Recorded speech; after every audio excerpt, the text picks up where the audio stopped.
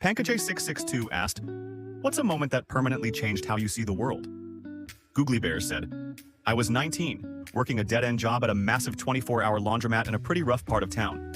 It was around 3 a.m. on a Tuesday, totally empty except for one guy who looked like he'd been wearing the same suit for a week straight. He wasn't washing clothes. He was just sitting there, staring at a dryer spinning. I was annoyed because I wanted to close up the back section, so I went over to tell him he couldn't just hang out. Before I could say anything, he looked up and asked, 'Do you ever think about how much of the world is happening right now that you'll never see?' He told me he had just lost his daughter in a car accident 2 days prior. He said he couldn't stay in his house because the silence was too loud.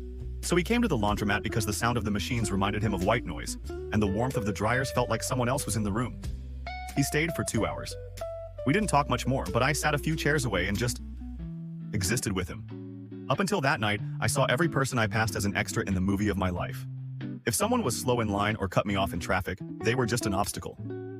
That guy taught me that every single person walking past you is carrying a weight that would probably break your back if you had to carry it.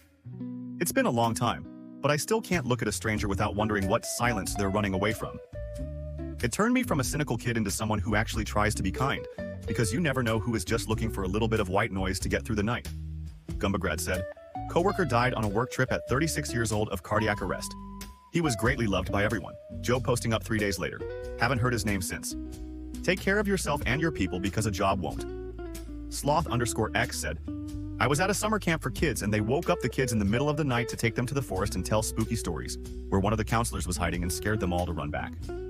I wanted to go but fell back asleep instead of getting up out of bed.